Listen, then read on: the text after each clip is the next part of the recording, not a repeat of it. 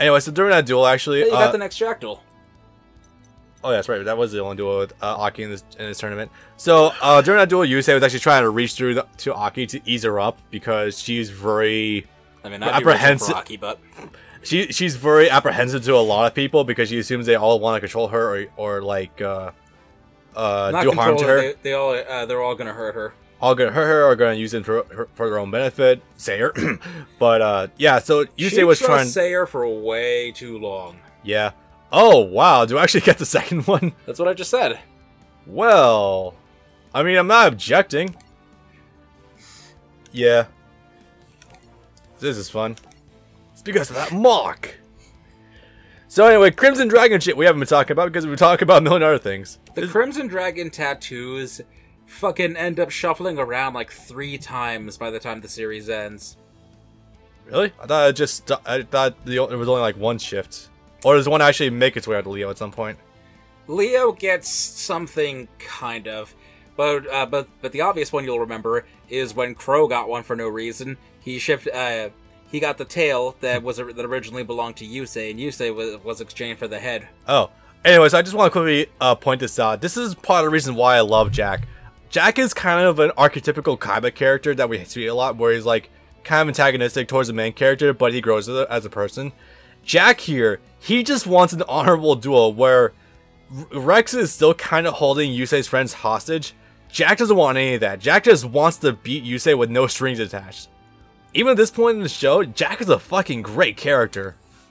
Jack gets even better in Arc 5 because at that point he's the Duel King in that dimension by the time you meet him. There's a point later where the villain of that arc basically tries to sick the Terminator on him, and Jack has every right to refuse to duel him, but Jack ends up dueling the Terminator anyway. I'm not kidding. Okay, so when you say the Terminator, yes, the Terminator.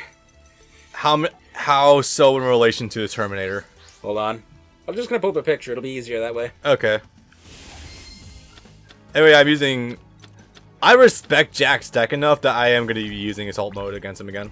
Sergei Volkov. According to Wikipedia, Sergei Alexandrovich Volkov is a retired Russian cosmonaut and engineer. Not what I was looking for, but thank you. Almost there. Anyways, drop this. Dragon Ravine. Actually, I just added Dragon Unity card to the graveyard. I wonder if I can use this ability. From your deck to the hand. Oh yeah, that's a Terminator, right? Fuck. Yeah, okay, so add 1 level 4 lower Dragon Unity monster from your deck to... Yep, I know exactly which one I'm pulling up. Phalanx. Yep. No. Wait, oh fuck. Discard from your hand. You're supposed to send... Self-teleport's fine. You're supposed to send Phalanx to the graveyard and add ducks to your hand. Oh. Yeah, it's okay. He's not gonna have anything he can punch with Assault Beast for a while anyway. I think I got a slightly bad first hand, but I can make do.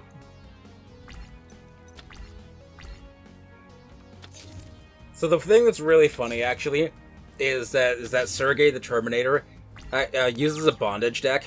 Wait, run that back to me again. He uses a bondage deck, and then when it Jesus! And then when it gets replaced,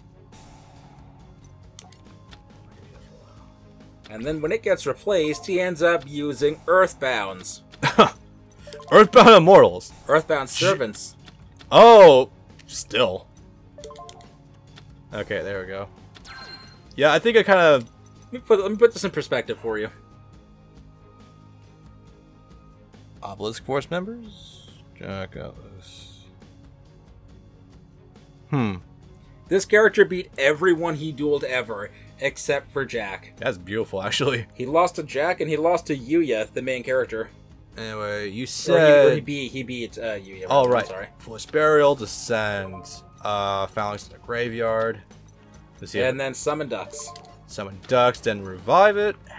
Or revive Phalanx. Just make sure I got this squared away. Yep. I like to think I'm a bit of a fast learner these days. Okay. There we go. You'll never make it in the fast lane that way. Alright, what can I bring up?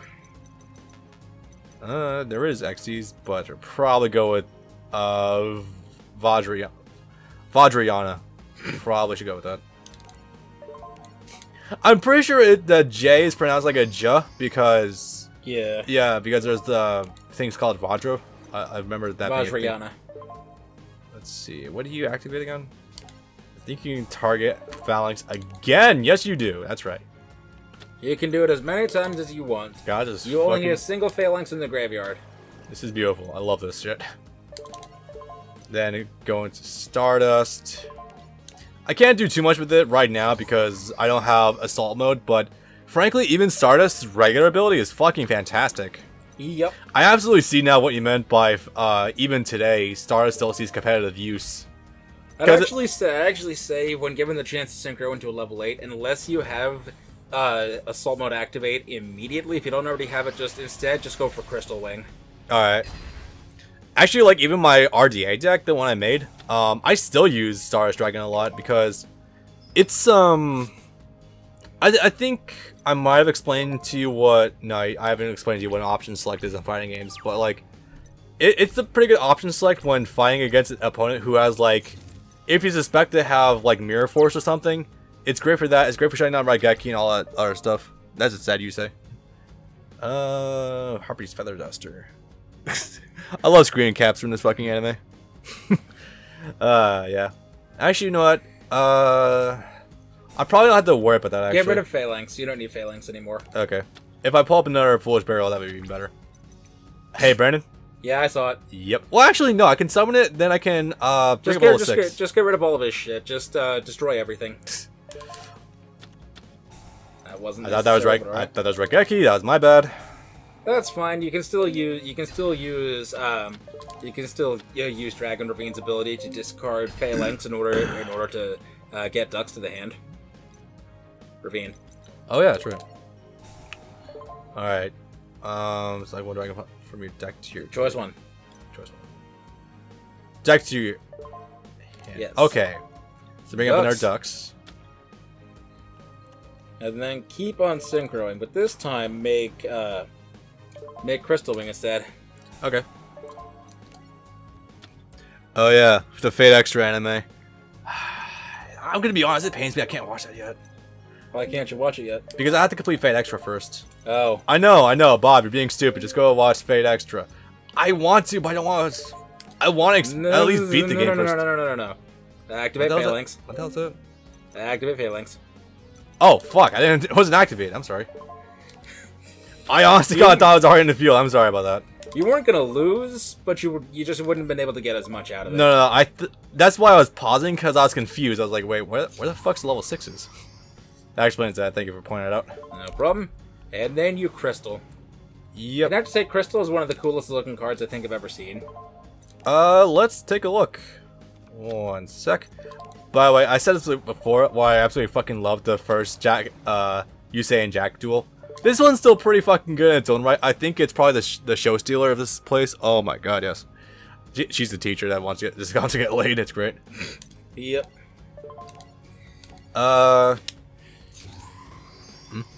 Neptune. God damn it! Stop distracting me with Tumblr and boobies. Anyway, it looks so cool. It really does, actually. It's like a weird combination between a horse and a dragon. It's ridiculous, but I love it. It also has one of the best abilities. Oh god, I remember you showing me this before, but I don't remember its ability offhand. Oh yeah, that's right. Negate ability, destroy, gains its attack power. That was fucking dumb. I might win this duel, actually. Or I might win it right now. Dude, fucking John Alter is great. There we go. Your turn. Now it's my turn to look at boobies on Tumblr. Okay. Yeah, she's probably one of the best design characters out of that game. Fuck, I don't remember. I need to play the game, actually. I've had it for like 2 months, but I've only put like an hour into it. Oh man. To be fair, it's an open world RPG. Triggered. I'm not being hostile. Who said anything? I'm just saying I like the sense of adventure, so that's why I like open worlds. It's a neat idea, but it needs to be done well, and Japan doesn't know how to do it very well. They've had very limited success. They're working on it. It feels like they're trying to incorporate it into their designs more and more for already existing franchises instead of making something original to work with. Ugh. I think Breath of the Wild is the best one to come out of Japan so far.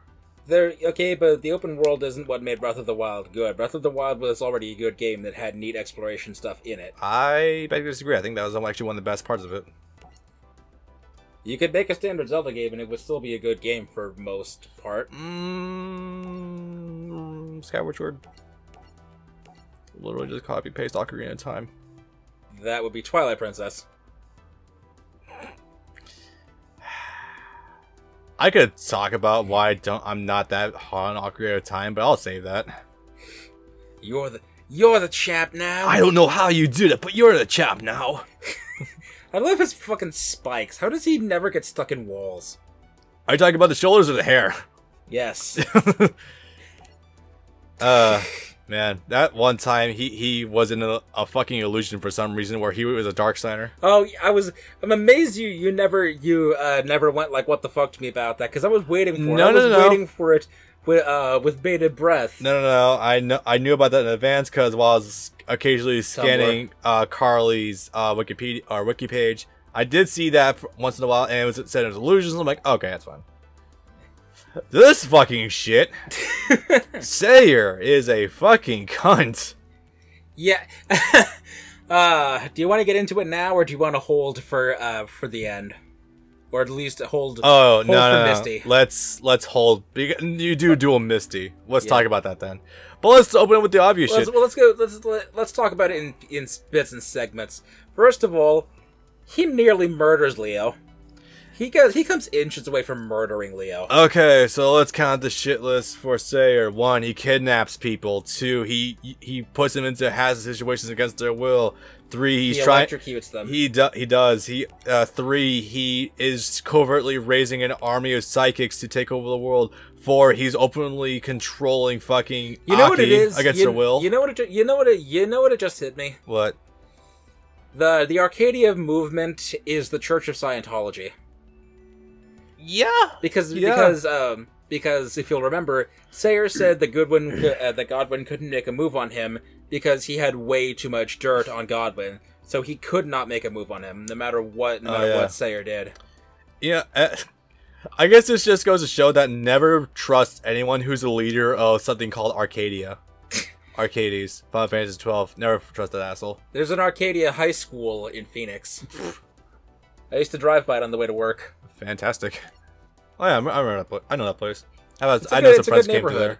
The Arcadia neighborhood is a good area. It's one of those places in the Scottsdale Phoenix border area where you're expected to roughly make about $180K a year. Okay. So just living there. Yep. But I love the bit where they have to draw it on. Right. I always initially think the head looks like a Lego piece. And it's like in my head like, oh no, it's an actual head. Okay. Is that the head? I thought that was the tail. I do believe that's a head. No, that has to be the tail, I think, because that's the piece that he currently has. He starts with the tail, and then it morphs into the head. Yeah, the Crimson Dragon is weird. The head's currently attached to information redacted. Spoilers ahead. Yeah, you're right. He does lose it during the duel, doesn't he? Yes, he does. That was the fantastic part. It randomly just gets attached. You know what it is? It's the thing in One Piece where when a Devil Fruit user is killed, the closest fruit of any kind just immediately transforms into that Devil Fruit. Is that how that happens? Yep. Oh my god, I thought it was just like the rumored tree just like spits out another one. No, that was one of the things we learned on Punk Hazard. Oh. Was that Caesar had a couple of actual fruits that he was experimenting with. He was putting them inside experiments, and when the experiment died, he just had a table or a bowl full of fruit sitting on standby that one of them would just turn into the fruit that he was experimenting on. Oh my god! When the test subject died. Huh. Okay. Yep. Which is why people have some crazy theories out there. You remember how Monet has the snow fruit? Yes. Snow. People are suspecting that because it was close to the island, that eventually one of Nami's tangerine thinkies on the boat is going to turn into the snow fruit. Oh my god! And that Nami is going to eat it and turn into a harpy and gain this. Oh no, I'm sorry, she was already a harpy. that Nami is going to gain the powers of the snow fruit. That would I'm not sure how to feel about that. See, it sounds cool in concept until you realize they would completely undermine all of her other powers. Because it's one of those sort of things where it's like, once a character gets a superpower like a devil fruit, they basically have no reason to use any of their other powers ever again. Not really. I actually think that would work in tandem with her ability, because snow is an aspect of weather, right? See, I get that, but there have been examples already in the series where someone had natural powers, but then they got a devil fruit and they just never used their existing abilities ever again. We've already sort of crossed that bridge 2 or 3 times, so far be it for Oda to repeat himself a 4th time. Yeah. Sure, it could enhance her abilities, but more than likely that would be her dominant ability. So we haven't really talked about how the best character of the franchise is on screen right now. Crow is my baby. As you stated, an international treasure. He's not American, despite whatever 4K would have you believe. I love these jelly donuts. I think my favorite is by the time Arc 5 rolled around, they could no longer hide it, so they just said, "We have some transfer students from the Japan branch." Oh my god! I'm not kidding. I forget when they do that. I think it's during the Miami Championship. They say that some schools are represented internationally, like the Olympics. How did I just realize that Crow has earrings that have nuts on them? Those are bolts, I think. No, those are nuts. Bolts are the actual screws. Hello, Hollow Ichigo. Yusei! What's the difference between a king and a horse? How does one become the duel runner and the other become the duelist? The cards have instinct. Oh my god. It's not just an obvious answer, like one's a machine and one's a person. Actually, I think that's exactly the answer. No! Okay, but do you remember that part I showed you from way later in this series where, quote Sean Shamble, duelist and duel runner have become one? Oh my god, I forgot that part. Can you just occasionally put in some Hollow Ichigo faces over his body? Because it's basically there. I know it is, but you need to go the extra mile, or at least make his teeth black and his tongue blue. Oh my god! And his bird brain friend. I'll say it right now. I think this is actually far and away probably Mark Dariuson's best role. Way over Guts, way over Zoro. Yeah. He was the original Guts, right? Yes. Okay. He does a lot more acting here than he does in any of his other roles. Yeah. Because he makes a great Zoro, but Zoro doesn't really emote a lot. Unless it's his backstories or Mihawk, he doesn't really emote a lot. I messaged Brandon while I was watching the opening scenes with Kalin against Yusei. I swear to God, I thought Kalin was voiced by Sean Shamble because it sounded a lot like a crazed Sean Shamble, but it's like, nope, it actually is someone else. Like, wow, okay. I don't believe you. I'm sorry, I don't blame you. Yeah. I don't believe you. I have the messages. I don't blame you because the internet has still been making that same mistake with another character that Sean Shamble plays for like 4 years on Dynasty Warriors 8. There's a character that Sean Shamble plays that to this day is still credited as Mark Dariuson on every wiki and website outlet. Yeah. But it's like, no, that's clearly Sean Shamble. Yeah, that's kind of funny. Did you ever end up watching that clip I sent? Which one was that? It was a clip to a Dynasty Warriors video. I think I might have. I think I actually did watch that. I want to say. But I think I like his cloak the most. Kalin's? Yeah. Amongst the Dark Signers, I would probably agree with you. This is gonna sound insane, but I'm not terribly fond. You say insane, but look what we're looking at right now. This might sound and look insane, but I'm actually not terribly fond of Carly's skirt nun style thing. No, it does look weird to me too. Earthbound Immortal Kokapakapoo! That name, my god. Anyway, so I guess we're just gonna glance over the initial duel with... Okay, I guess it's daytime now. With Kalin and Yusei.